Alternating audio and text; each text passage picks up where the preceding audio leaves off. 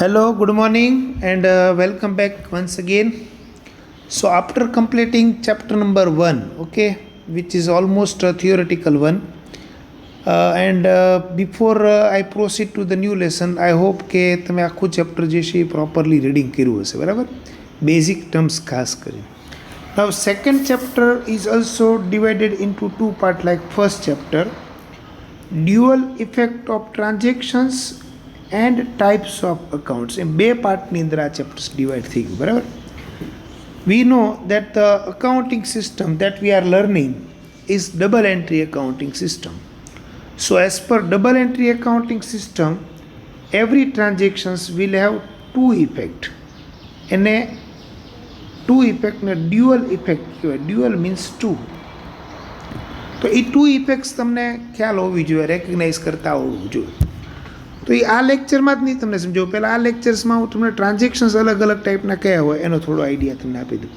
In the first chapter we have discuss the meaning of transactions. Again it is repeated here. C, business transaction means exchange of product or service of business for cash or on credit between two or more than two person. બે persons કે બે ફર્મની વચ્ચે કંઈ પણ exchange થાય goods કે સર્વિસની કે અસેટ્સની against cash or on credit, આ બધાને બિઝનેસ ટ્રાન્ઝેક્શન્સ કહેવાય. જો તમારે ટુ ફોલ્ડ ઇફેક્ટ સમજવું હોય તો પહેલાં ટ્રાન્ઝેક્શન્સને તમારે એક્ઝેક્ટ સમજવું પડે. હવે બિઝનેસમાં જે ટ્રાન્ઝેક્શન્સ થાય એ ટ્રાન્ઝેક્શન્સને તમે અલગ અલગ ગ્રુપની અંદર ડિવાઈડ કરીને સમજી શકો છો. આ એક ચાર્ટ ખાસ તમે જોજો. The business transactions are divided into two main categories. Either it is economic transactions or it is non-economic. Economic means which can be measured in terms of money. આપણે આનું સૌથી વધારે ઇમ્પોર્ટન્સ છે. નોન ઇકોનોમિક એટલે જે monetary ટર્મ્સમાં major ન થતું હોય. Now if it is economic transactions, તો either it will be cash or it will be credit or other transactions, જેને આપણે સ્પેશિયલ ટ્રાન્ઝેક્શન્સ તરીકે બી ઓળખશું, બરાબર છે? તો મેઇન આપણે ફોકસ ઇકોનોમિક ટ્રાન્ઝેક્શન્સમાં જ કરશું, કારણ કે રેકોર્ડિંગ એનું જ થવાનું છે. ઓકે, ઇકોનોમિકને ફર્ધર તમે ઇન્ટરનલ અને એક્સટર્નલ એમ બી બે ગ્રુપમાં સમજી શકો. That will discuss letter on. તો પહેલાં ઇકોનોમિક ટ્રાન્ઝેક્શન્સ કોને કહેવાય એ તમે સમજો. ઇકોનોમિક ટ્રાન્ઝેક્શન્સ એટલે જેને મોનેટરી ટર્મ્સની અંદર મેજર કરી શકીએ. જો only economic transactions of business are recorded in the books of business.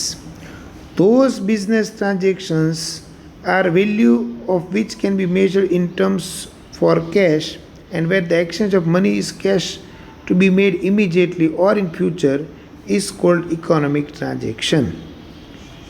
The transaction at present keeping the proposed exchange of money in future, okay, with relations of debtor creditors are also included in economic transactions.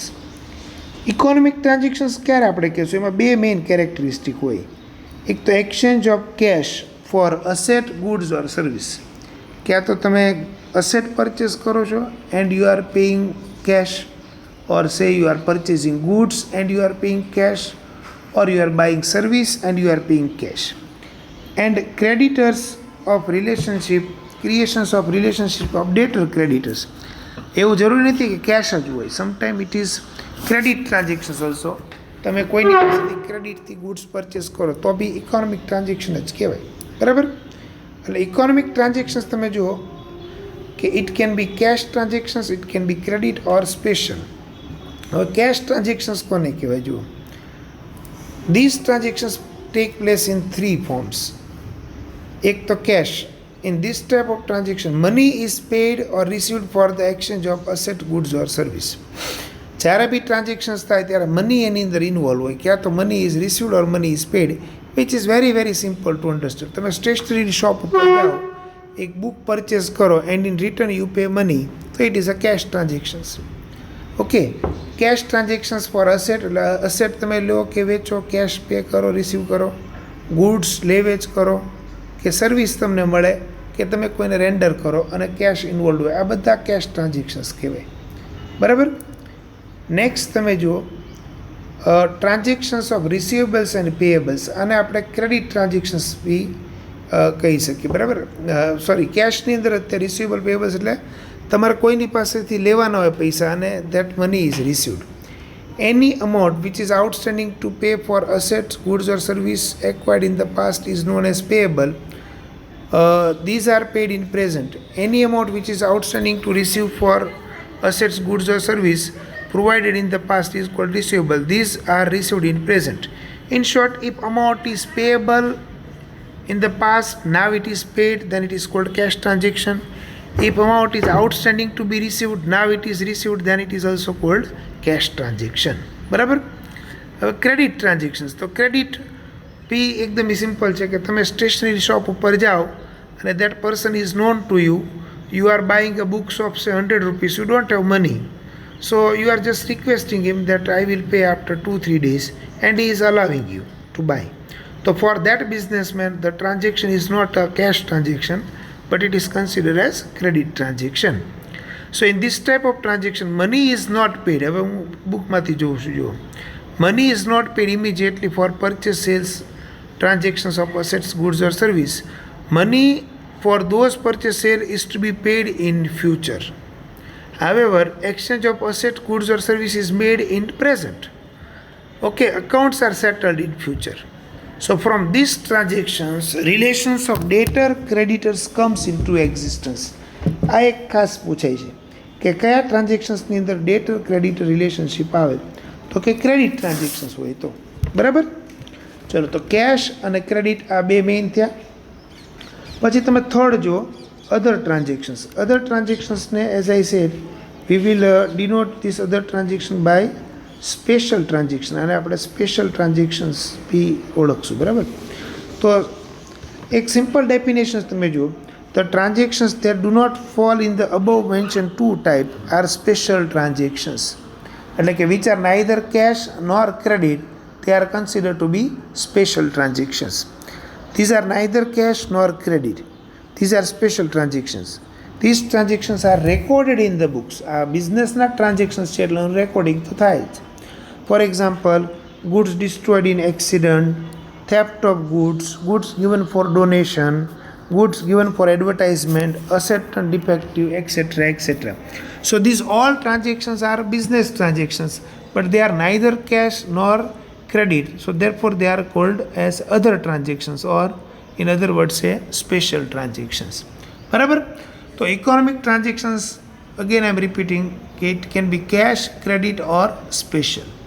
હવે આ ટ્રાન્ઝેક્શન્સને બીજા એંગલથી તમે સમજી શકો કે it can be internal transactions or it can be external transactions.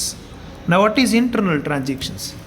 In certain transactions there are no need of other parties. These transactions will take place within the business. These transactions are recorded in the books of account. For example, depreciations on asset, બરાબર, પછી loss due to natural calamity, આ બધા બિઝનેસના transactions છે, પણ outsider સાથે કાંઈ dealing નથી. So they are considered as internal transactions, within the firm થતા હોય, therefore they are internal transactions. And external transaction means these transactions are between business and other parties. These are economic transactions for business. These transactions are recorded in the books of account. For example, sale of goods to customer, તો external transactions થયું. Payment of wages to worker, external થયું. Means outsider સાથે તમે કંઈ transactions કરો તો that is called external transactions. Okay? Now, what is non-economic transaction? In the books of account, okay, only economic transactions of business are recorded. Non-economic transactions નું recording ન થાય. હવે કોને કહેવાય? Non-economic transactions, આખું સમજો તમે. Non-economic transactions are transactions those whose value cannot be measured in terms of money. Non-economic transactions are those transactions whose value cannot be measured in terms of money. તો આવા ટ્રાન્ઝેક્શન્સ છે એને non economic transactions કહેવાય. બરાબર. Example તમે જુઓ, an order received to supply goods after 1 month, a meeting held with consultant for expansion of business. તો આ બિઝનેસની મેટર છે, but it is consider as non economic transactions. Okay friends, so I think this is clear. હવે આપણે એક એક્ઝામ્પલથી સમજવાની try કરીએ. તમને ટોટલ 11 એક્ઝામ્પલ્સ આપ્યા છે, એટલે કે ટ્રાન્ઝેક્શન્સ આપ્યા છે, અને આપણે શું પૂછવું જુઓ, describe whether the following transactions are economic or non-economic transactions. આપણે એ ડિસાઇડ કરવાનું.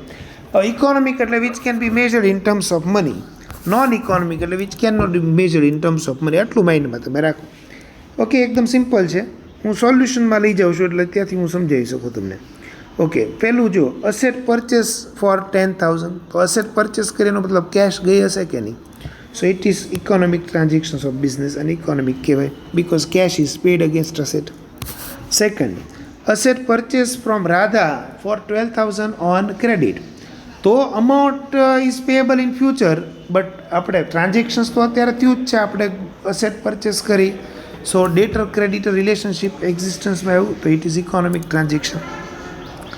થર્ડ, અસેટ સોલ્ડ ફોર 20,000, તો તમે અસેટ સેલ કરો તો કેશ રિસીવડ થઈ તો it is economic transaction, cash involve થઈ.